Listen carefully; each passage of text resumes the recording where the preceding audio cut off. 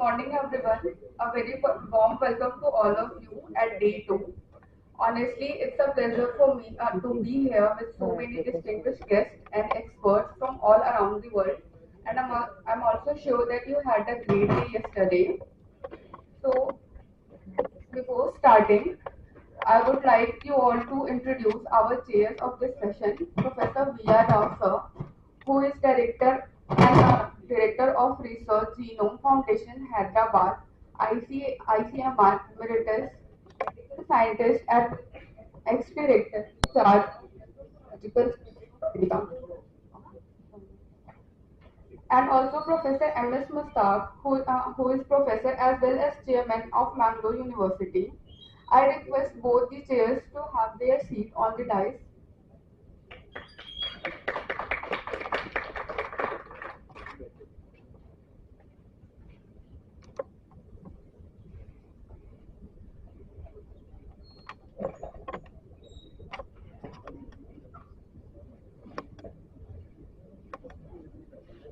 Thank you, sir.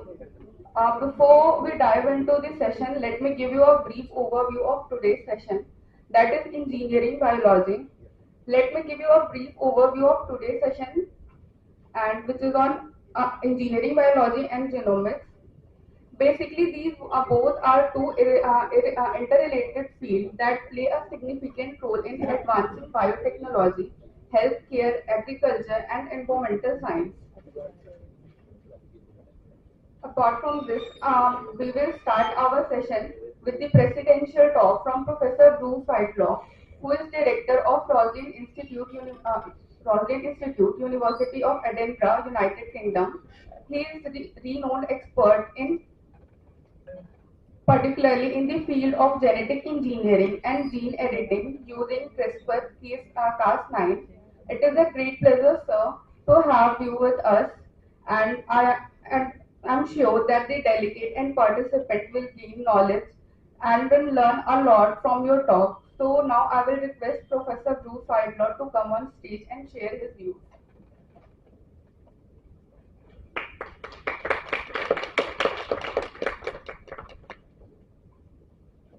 Good morning, all of you. We should respect the time allotted to the speaker. Fine?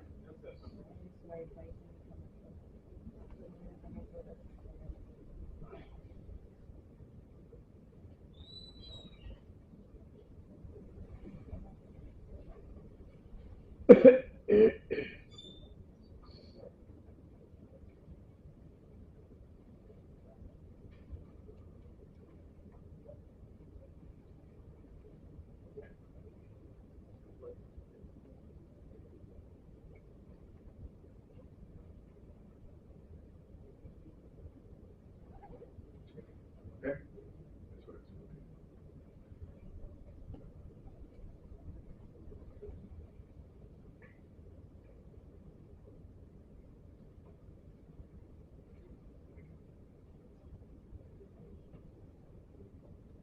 So, good morning, everybody, and I hope over the next 40 minutes or so, 30 minutes, 40 minutes, um, I get across the science which is going on within the Rosen Institute, which I'm the director of, but I'll get to that in a minute. But before that, I want to thank the organisers of the conference. I want to thank Adanat and my dear old friends, the Lamar, for giving me the opportunity of being back here and seeing so many familiar faces and friends from previous visits to India.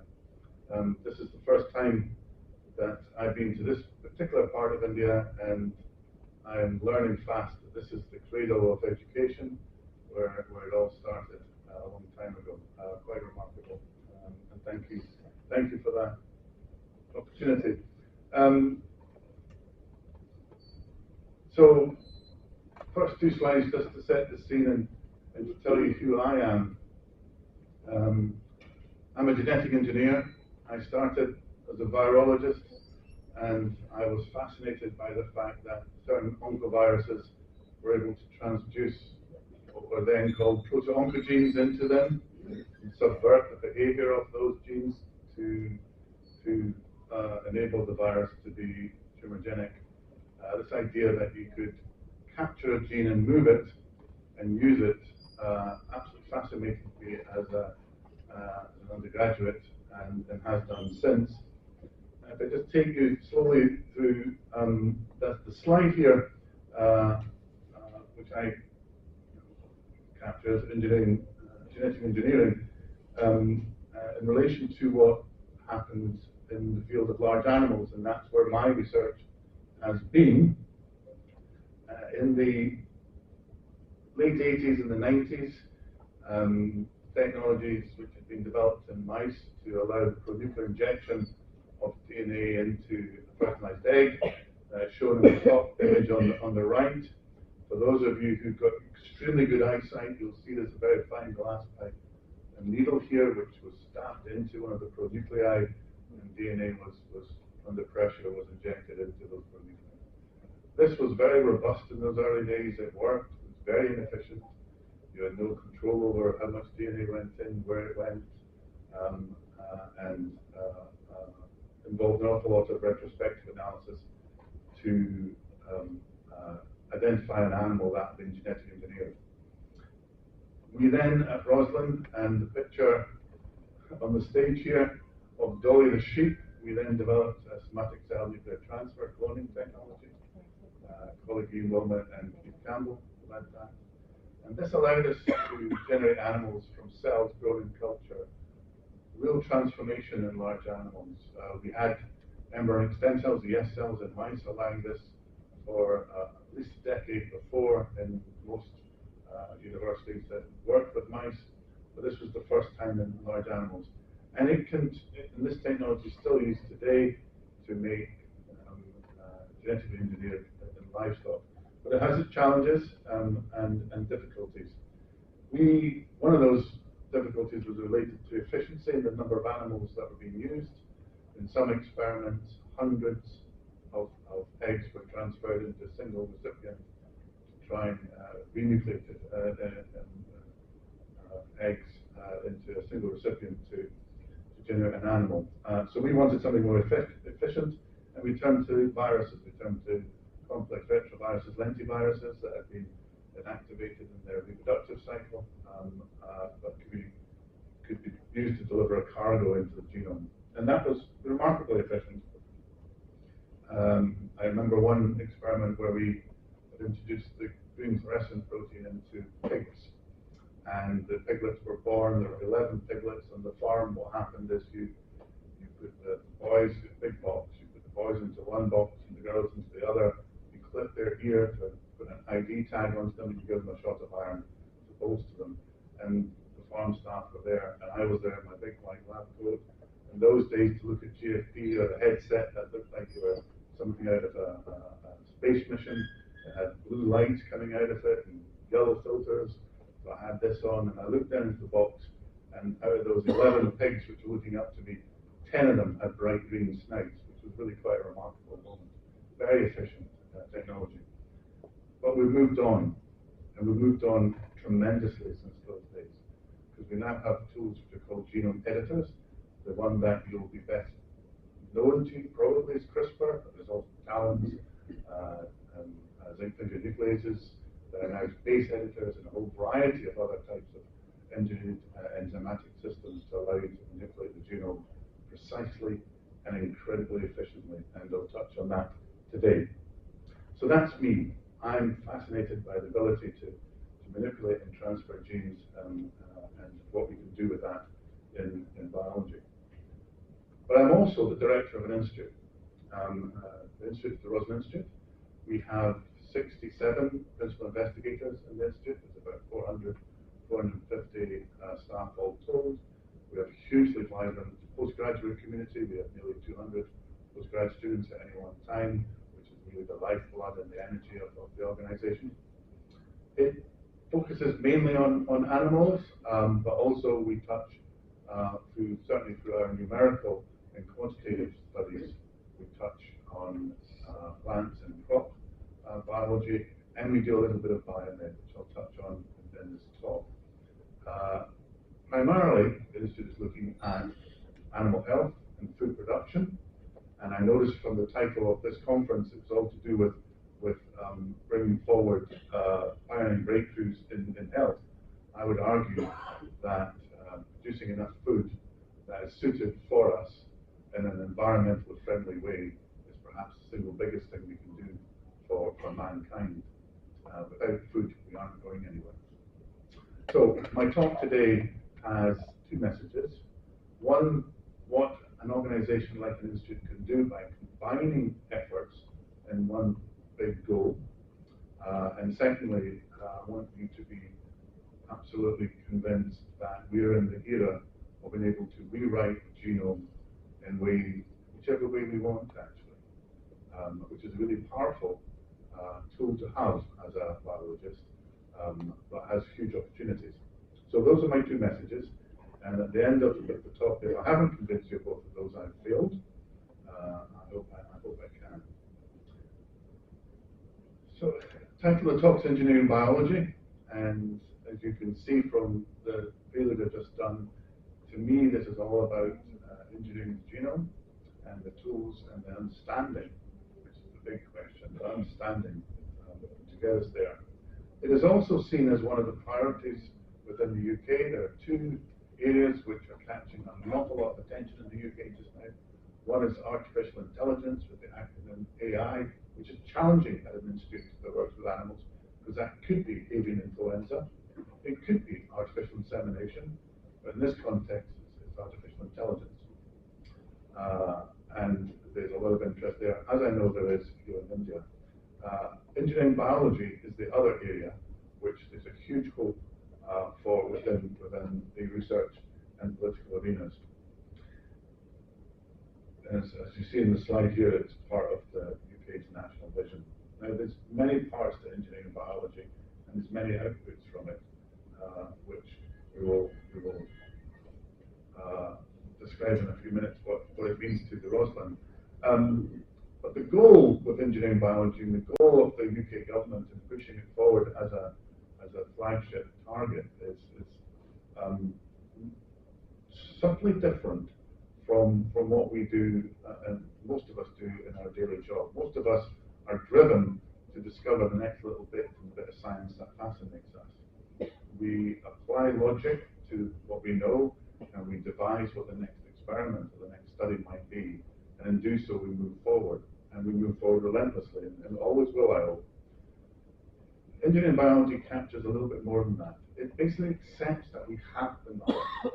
It basically accepts that we have the tools and the capability, and it's how we use them to benefit society, both from a social perspective, but also from an economic perspective. So the end goal of engineering biology thinking is not the pure development of new knowledge, although that is critical and central to it. It's how we deploy that knowledge to have benefit for society. And certainly at Roslin, we strive to do science that has application, and this is why we have many interactions with colleagues around the world and work with them to address the challenges they have. Engineering biology captures both the knowledge of biology and the multitude of biological tools that we have and strategies, but also the idea of synthetic biology linked into artificial intelligence and even at some stage into robotics going forward. It relies on the fact that we can read, and all of you will be, I'm sure, and much of this conference will have been describing work which has relied on generating DNA sequence. It is so easy now, it's so cheap, so quick, so many different ways. There are different platforms to allow you to do different tricks to it. You can have a tool barely larger than this in my hand here, MinION, that will do it for you, and companies are developing smaller tools to do it. It's incredible, unlimited power to read the DNA. With the genome editors, we can add to that by writing it in the form that we want. We can create, hopefully, new organisms, crops, animals, increase productivity. We can look at the cyclic economy. We can look at waste management.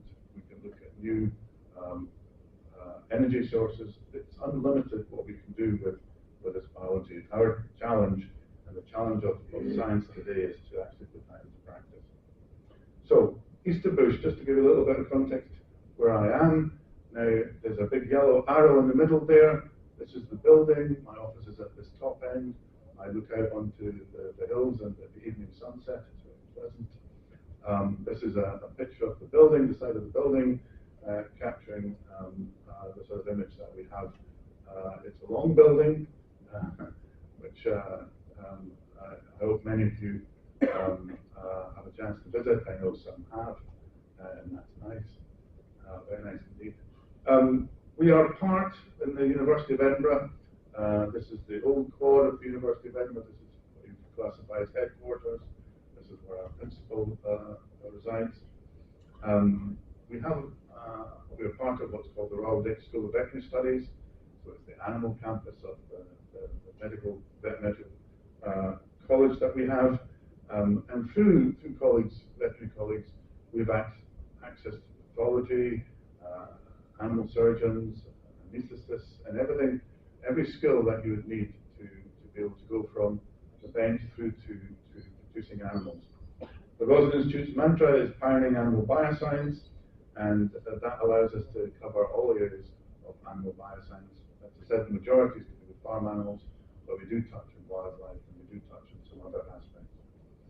But along with that, we have physical facilities which are incredibly useful in our studies.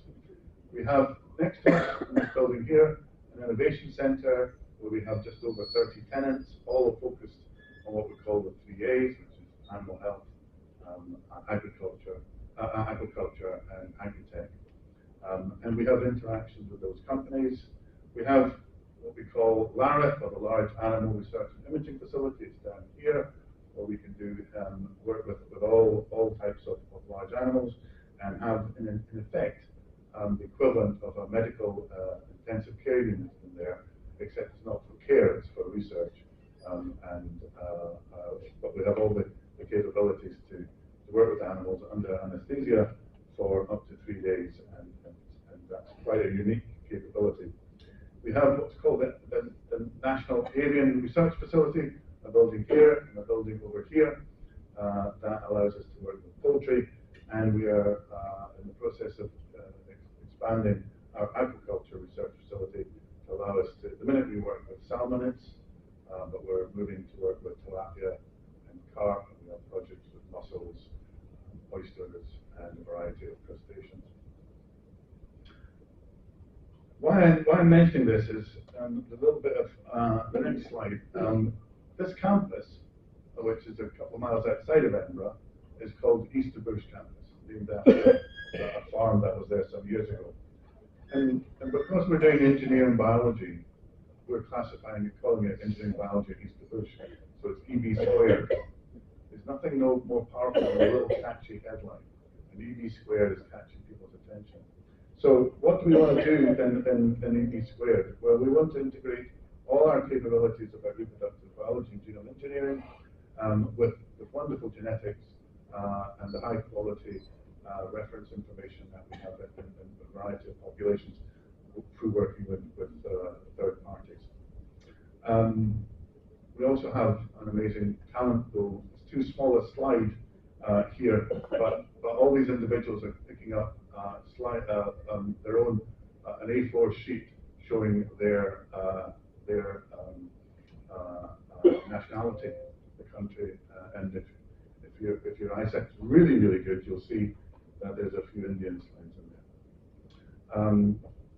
This is what we encompass engineering biology to be, and the rest of the talk will go into this in a bit more detail.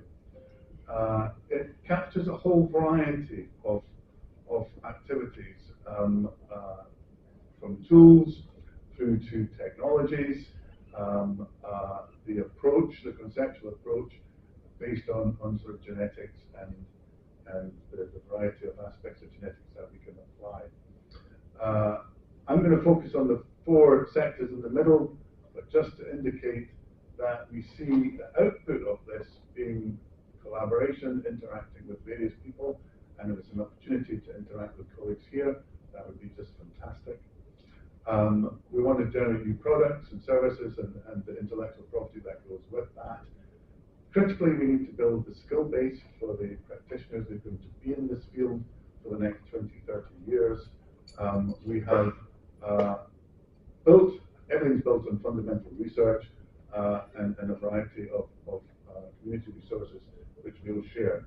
So what I'm going to do is take you through these four inner parts for the remaining part of the slide. Just want to indicate that this is one of the themes we have at Roslin. This theme is funded by these various funders here, both UK-based but also international, some private, some public. And I see this as one of the critical parts of making this type of adventure work, and that you have a diversity of supporters and sponsors. Let me start off with target selection. And what we're talking about here is trying to identify not only part of the genome that you want to work with, but the actual sequence within that part of the genome that you want to work with. And to start off with, you go from a genetics and genomics perspective. We've moved on from reference genomes into graph genomes, capturing the genetic diversity that exists within a specific population or breed. These are highly complex. We're now layering into these genomes a whole range of data based around knowledge of the DNA and the chromatin surrounding the DNA, but also the genes underlying them. And they're structured in a way which are interactive, so that if you put it in one little bit, you can dive into that and pull out that information. And this way of representing what is actually a massive amount of data is a critical part of science just now. I always amuse my genomic colleagues when I say, throughout my whole academic career, I've managed to sequence just over a kg of DNA. I've used an awful lot more than that, but that's all I have actually sequenced. Nowadays, obviously, the scale of genomic information is quite remarkable. You combine that with what we call atlases. These can be transcription, but a whole variety of other types of expression atlases, which again we put into digital format so that you can dive into, identify where the linkages are, but you can also use that information to tell you about not only the tissue that you're working with, but sometimes the cells within the tissue. So we have these wonderful tools to tease apart the genome with. This is the building block. This is where you start from. But it doesn't actually allow you to do anything until you apply other tools to it, which is what I'm going to describe next. So what's the next part of genetic selection? Well, it's trying to identify which bit of the genome you want to play with. And we have, for many years now, a range of genetic strategies like GWAS and a variety of other tools to look at. There's just two GWAS shown here on the right. The top one is to do with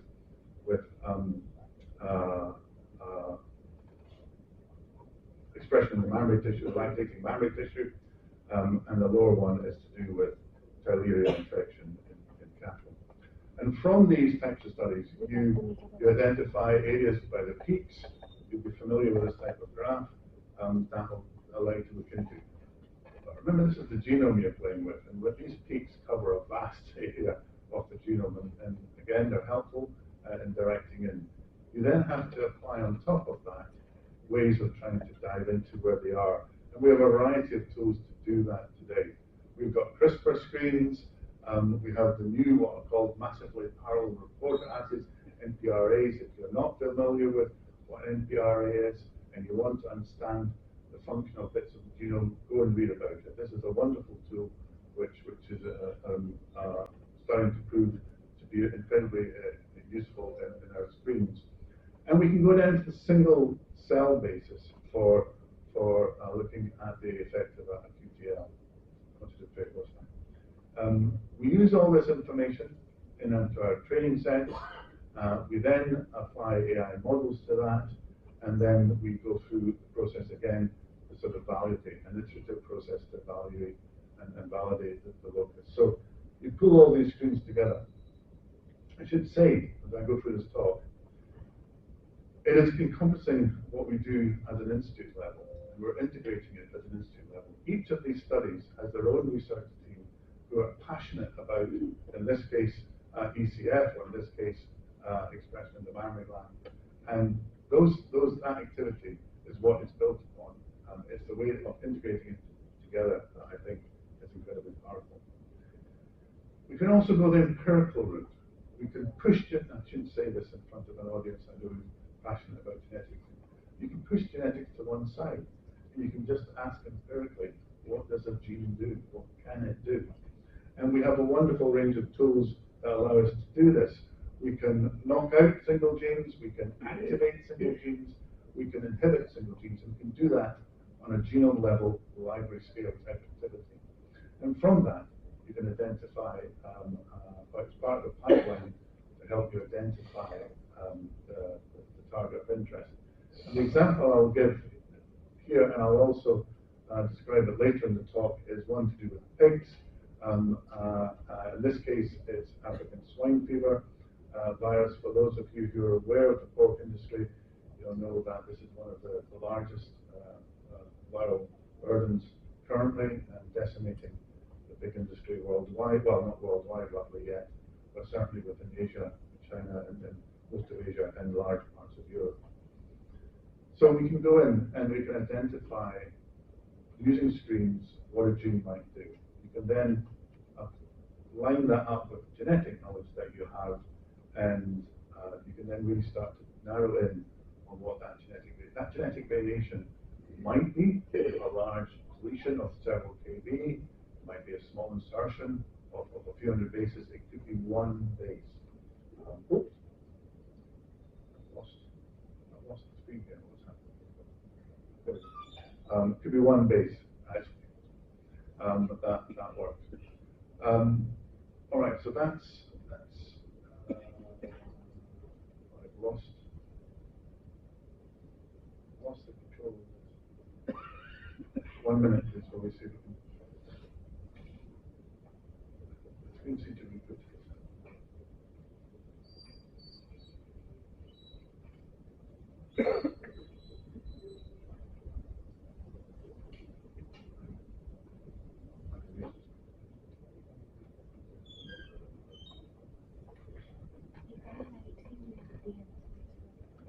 It just seems to be, apologies, everybody, the screen seems to have, or the machine seems to have frozen a minute.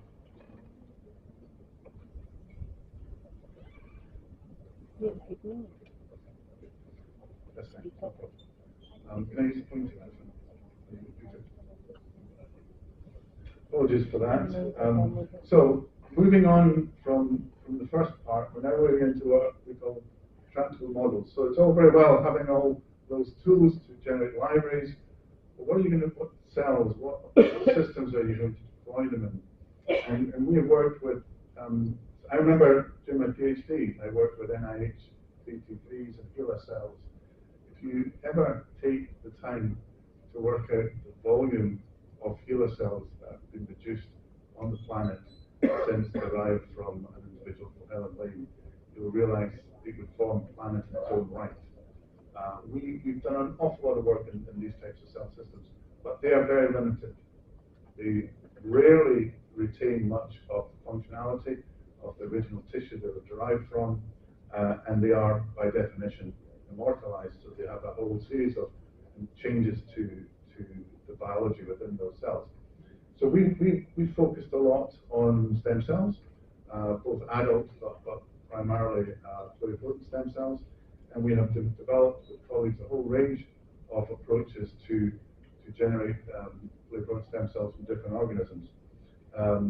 The images shown here are of pig cells, and going from very early isolates through to mature colonies of it. We can take these, and each species and each cell type requires a different cocktail of genes and proteins to make it to control its differentiation. Once we've got these cells, we can then introduce them, in theory, into any cell type that you want. We've a large list of cell types that we've achieved this for, but obviously we haven't done every cell type today. One key one is the monocyte macrophage differentiation pathway, and again, this is proving incredibly useful for some of our viral studies. But I'll touch on other pathways later. So having the right cell is critical, and we focus largely on stem cells of one sort. You can use these types of cells now, not only pluripotent, but adult stem cells, to form 2D or 3D physical structures in the lab, organoids, and a variety of other names. The one I've shown here is a gut organoid. The red marker is the tight junction on the outside of the organoid. The yellow marker is the vascular endothelium within it. And if you look in the context over here, this is this organoid infected with type of TB agent, paratuberculosis agent. We can then look at how the pathogen interacts with the cells in that 3D structure. Similar for milk production and the mammary gland, again, that three-dimensional structure absolutely critical to allow us to understand biology.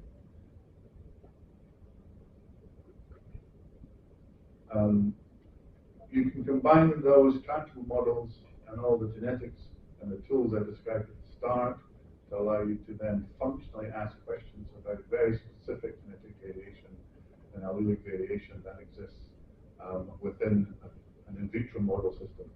That gives you an awful lot of confidence that you can then go to an animal, a full organism.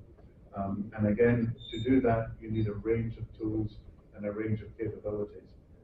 I'm going to describe these for the next few minutes. Focusing on pluripotent stem cells, there's a whole gamut of different types. You've got expanded potential, you've got epiblast type, you've got the traditional embryonic stem cell, you've induced pluripotent stem cells. In each of those categories, you have what are naive or primed or mature versions, giving you different types of flavors. And each of them have different utilities, which we work on. Beyond that, in other species, specifically within the avian, birds, poultry, we use primordial germ cells, and I'll talk about that a little bit in a later slide. And we also have, in parallel to that, spermatogonial stem cells. And again, I'll touch on that in a later slide. So a whole variety of tools that we can use to help us engineer an animal going forward. I mentioned pluripotent stem cells, I mentioned spermatogonial stem cells. So we've developed in large animals in conjunction with John Oakley in Washington State University. In poultry, we've developed this at Roslin, led by my colleague Mike Clinton, not Mike McGrew, my apologies, Mike, who's sitting here. And let me just take you through this. So gaining access for the birds, this is for birds, gaining access to the fertilized egg and transferring it back for embryo transfer is fairly routine in mammalian species, including ourselves, but it's routine within labs to do with large animals, cattle, sheep, pigs. There's challenges with each species, but it's routine work. In poultry, you can't get hold of that fertilized egg. If you remember, most of you probably had one for breakfast, I certainly did. The hard-shelled egg, by the time you get access to the developing embryo in that hard-shelled egg, it comprises of many tens of thousands of cells. You have to have some way of getting into it, and biology has given us a remarkable way. For those of you who have opened up a chicken egg and seen the developing embryo in it, and all the blood vessels coming from the yolk, you'll know the picture I'm describing. You can, by mouth pipette, you can pipette into one of those blood vessels a primordial germ cell, and it will naturally home to the developing gonad of that egg. You manipulate that PGC before you do that. That is your way of generating the next generation of genetic animals.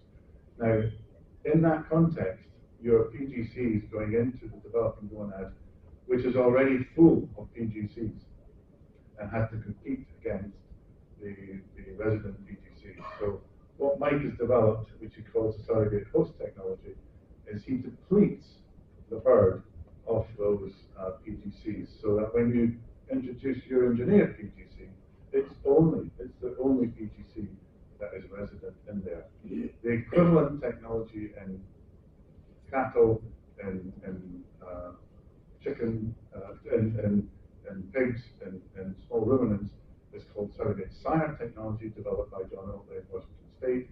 It's exactly the same.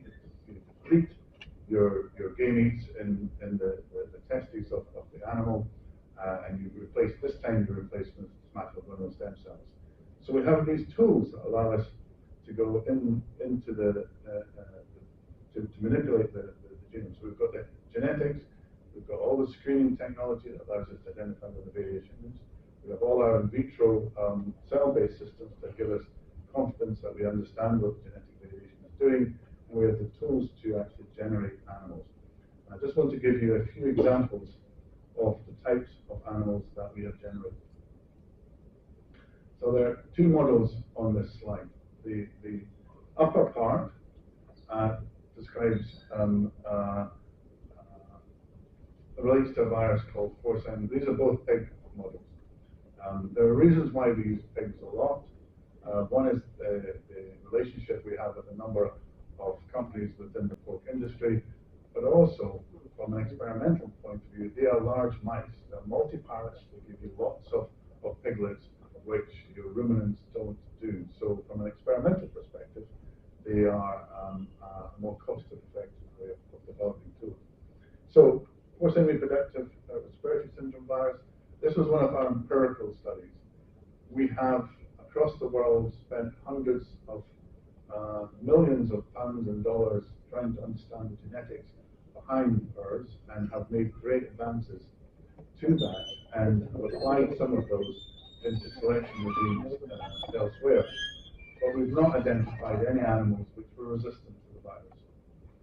Using cells which were either permissive or not allowing the virus in, or cells that did allow the virus in, a group some years ago identified a protein called CD163, which made a non-permissive cell become permissive, and if you blocked it in a permissive cell, the virus couldn't get in.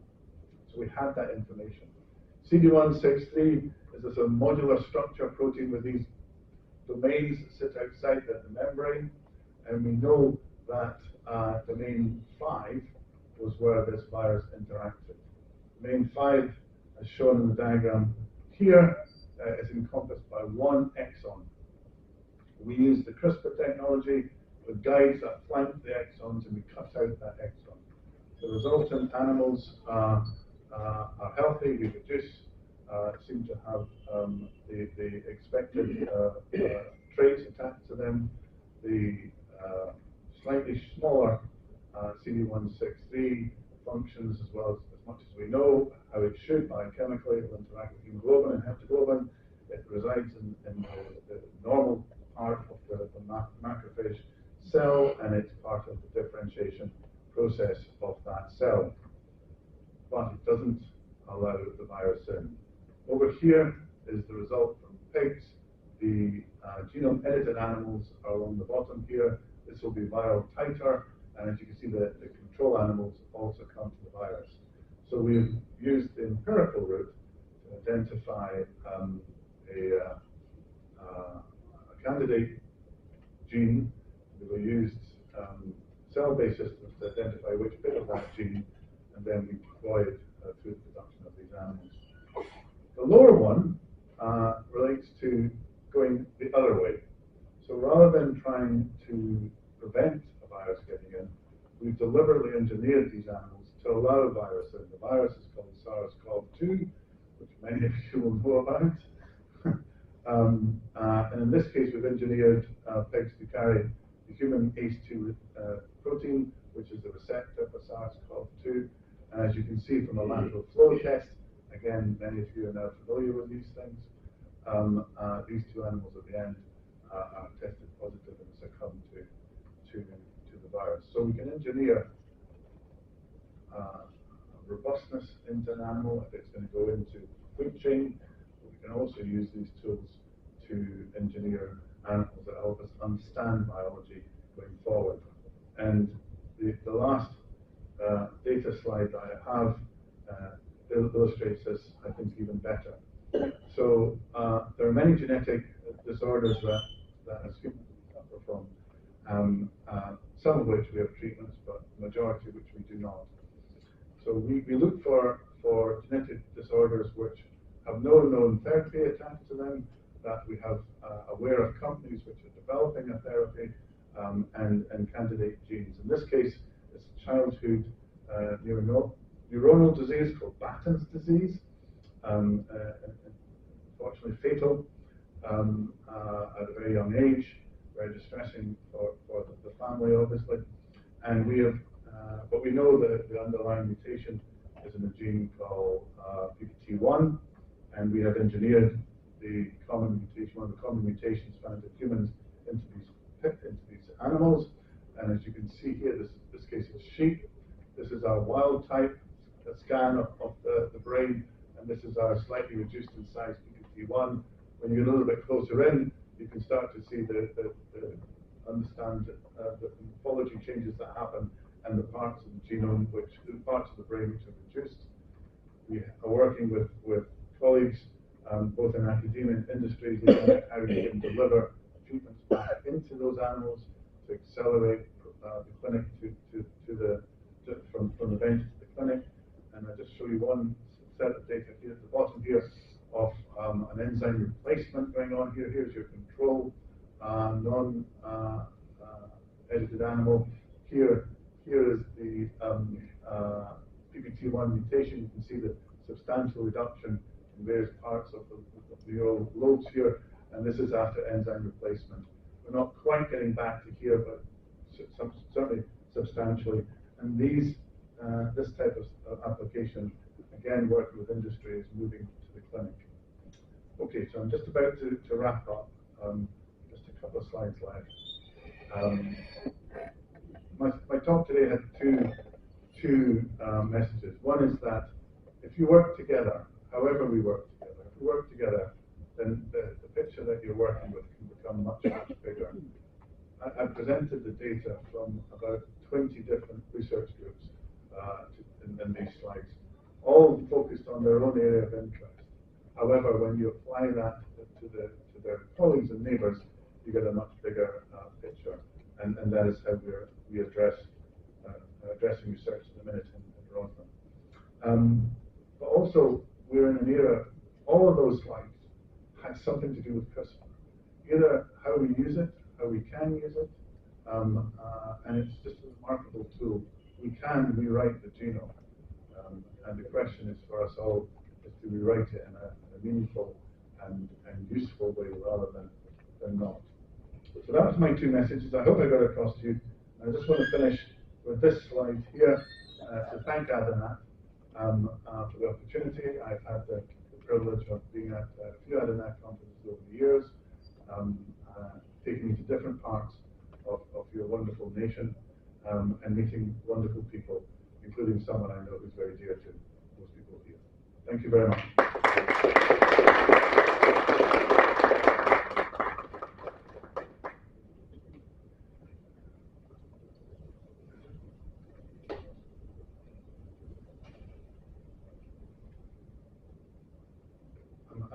I'm not quite sure if the format is questions, but I'm very happy to take questions. I am here today and tomorrow, so please, if you prefer, just to catch me over a couple of chai, that'd be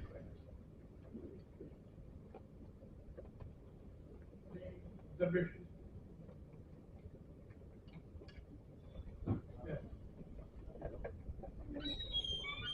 Just those key couple of sentences about regulatory aspects and how the society the regulatory aspects, there are many countries around the world now have legislation for using genome editing technology, including the United Kingdom. Our act was passed a year or so ago. The secondary legislation in the UK is still coming into play, but we have an act. There are other countries, notably in South America, Argentina, Brazil, Australia, Japan, and a few others have got legislation in place for use of genome editing tools. There's still a long way to go for many places, and there is still an issue around standardization across countries, so you don't get a drift. But the direction of travel is that there is legislation in place. How quickly you would navigate through that legislation is a different question, but there is legislation. When it comes to societal context, this is a very active and ongoing area and captures many interests and is a very active debate. The current state of play for many of those discussions is not a blanket yes or a blanket no. It's a degree of uncertainty, a degree of perceived caution, it's a degree of interest, but there's also a degree of urgency, given the challenges that we have to face to do with climate change, carbon zero, changing disease demographics, and so forth. So it's very active in that. I would suggest that we need examples, rather than saying what's possible, the art of possible, I would suggest we need examples in our communities to illustrate that. And we're already seeing that in the context of human therapy, where some of these tools have already been deployed, either through cell systems like T-CARs, surgery, or in some cases more directly into patients. So as we see examples which have utility to society, then I think the debate will mature. Thank you, Bruce. I have two observations. How far we are to play God, rewriting, how far we are in playing God. Can we take it? Can we get it?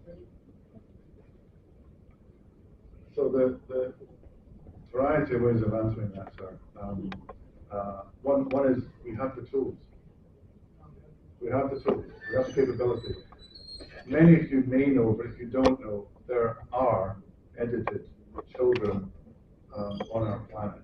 An individual in China a couple of years ago created, in a private clinic, created either two or perhaps three young girls who had been derived by IVF using edited cells. Now, highly controversial, breaking most laws, and there was a consequence to that, but it's possible to do it. So the challenge I think we have is to do it in a meaningful, in a wise way. But I accept that as society we will make mistakes on that journey, but we have to face the fact that we can.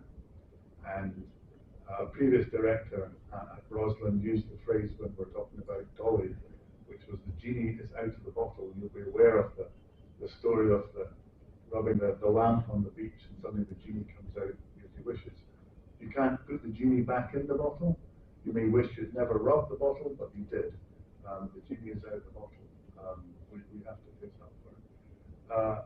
What is more reassuring is that the political, the societal, the legislative, the regulatory debate is extremely active, and there are sort of proactive discussions about how to manage these types of questions. And I think we have to have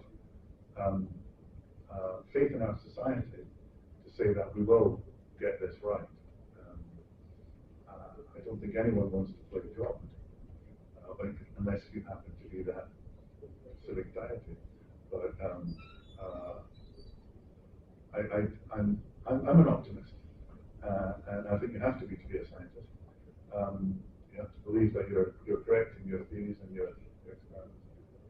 We just have to have that debate. We should hide from that debate because it will happen. Morning, sir. Sir, I have one question. That when you were working on Dolly, the series 1996, sir, at that time the genetic engineering was good, but sir, the technology like SCNT, somatic cell incubator, sir, the main thing that required the somatic cell into the female ova, how you overcome the challenges related to it means it was very much primitive then, but what were the challenges and how you overcome it? So if I paraphrase your question, what is the biological challenge of this reprogramming process? Well, we don't know the answer to that, even though we are 20, 25 years, 30 years on from Dolly. And there's been a lot of research trying to find that magic component of the unfertilized egg that allows that reprogramming, and we don't know the answer to that question. The actual process itself has had many advances. Some at a very practical level. There's the work that Gabor Weitz did with embryo splitting, and that allows a higher throughput of oocytes in the process. But beyond that, hasn't changed our understanding of it. We have a variety of companies, commercial companies, mainly in the US, who provide it as a service if you want your animal cloned, and that has attraction. There are little nuanced activities which carry very high value. If you're in Argentina, one of your main sports is polo, horse polo, and those who are good at it in that country are superstars, and they claim that the horse is what makes them the superstar. So there's a very lucrative, a very niche market in producing horses for polo. So there are applications of it, but we don't know. We do not understand the magic biology. Now, that work is still going on, obviously in the context of understanding how an embryo is formed, and that's critical. It's going on in the context of understanding pluripotency in cell-based systems. But these new tools that we've got, specifically genome editors, don't require cloning. They can be used with cloning, used very effectively with cloning, but they don't require cloning technology. And the level of research that's in cloning is just gradually declining. But we don't know the answer. Any more observations? Bruce was looking at the whole one of the effects. Your objectives, industrial and economic benefits. So ultimately, universalization of biology. At one point, the evolution, wherever you are now, you know what the process. Is there a spill-off from you for the studies for human benefit, health benefit? So I gave two examples of individual models. So we have these very specific niche examples where we can develop a model that will help treatment, acceleration of a potential treatment. There is that. But the align when you look at in the context of large animals, what makes a productive, robust animal, then the genes and the pathways involved are the same genes and pathways which are involved, often the same genes and pathways which are involved in ourselves when things go wrong. the flip side of the coin. And the advantage that you have within the animal system is you can do those designed preemptive studies, which we cannot and should never do in humans. So there is an indirect spin-off in that our understanding of the biology can then be deployed in the human context. Beyond that, there's development of the tools and the development of the types of reagents that, and again, those can be used in whatever system you want. So there are a variety of spin-offs, but I would go back to what I said at the start. I think the main impact of the type of work that Rosalind does on human health is advancing secure food for our future.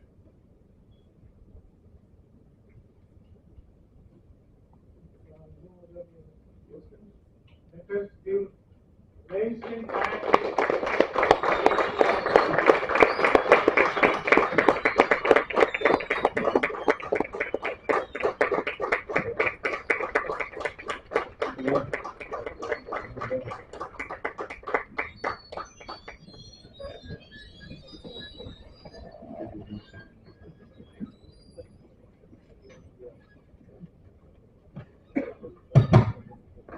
Thank you so much, Dr. Whitelaw, for acquainting us with your experience and research work on gene editing and targeted selection and how we can apply it for the improvement of plants and animals. We are grateful to have you here. So, next up in the row, we are honored to have with us a distinguished keynote speaker whose main research involves deciphering molecular pathogenesis